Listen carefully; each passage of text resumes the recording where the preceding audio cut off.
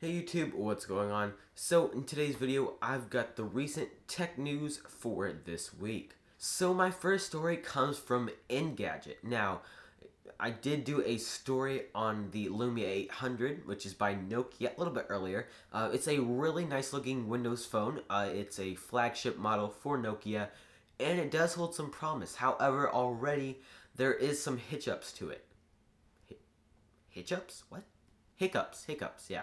There we go. So, the big one is battery life. Nokia did confirm that these are software problems and not hardware problems, so that is fantastic news for those of you that do have a Lumia 800, because that means that just by releasing an update, Nokia should be able to fix these problems.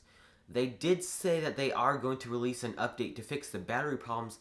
However, a few people are kind of worried because they didn't say anything about the camera problems. People have been reporting problems with, like the audio and the video on the camera, and they didn't really say anything about that. They did say that other problems will be fixed through several updates. So they might know about it, they might not. So people are a little bit worried, but the good thing is battery life should be improved after the new update. Come on, Apple, why can't you be like Nokia and fix your battery problems like that? Come on, I'm still waiting for my iPhone 4S to actually be usable for more than a day without charging. It is very annoying and frustrating. Please, Apple, fix this.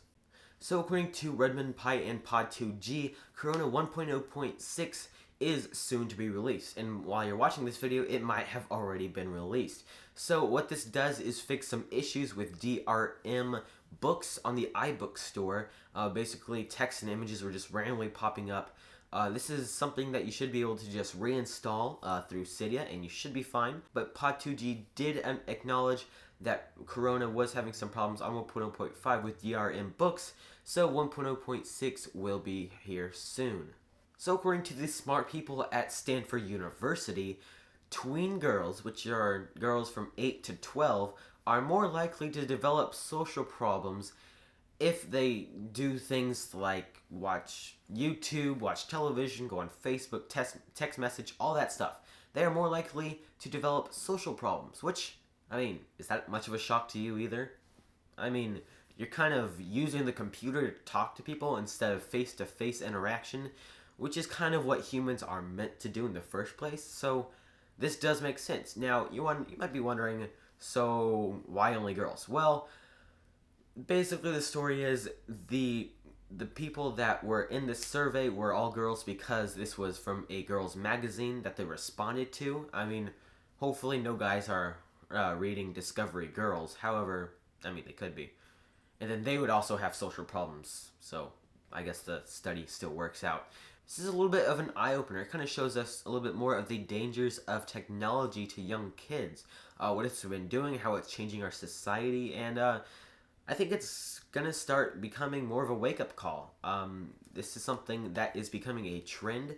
You know, as we get more and more closer to our computers, we kind of have to kind of get away from humans a little bit, or at least our face-to-face interaction kind of goes away. We don't have it as much anymore.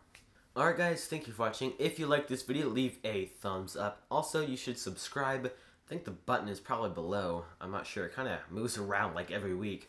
Also, if you haven't done so already, please follow me on Twitter at PizzaFootball. Oh, I also just got a Google+. I will have that link right in the description. You can add me to all of your circles, one of your circles, or as many circles as you want to, whatever floats your boat. Also guys, tell me what you think of these news stories right in the description below, and I'll be sure to respond to a few of your comments. Anyway guys, thanks for watching, and I'll see you in the next video. Bye.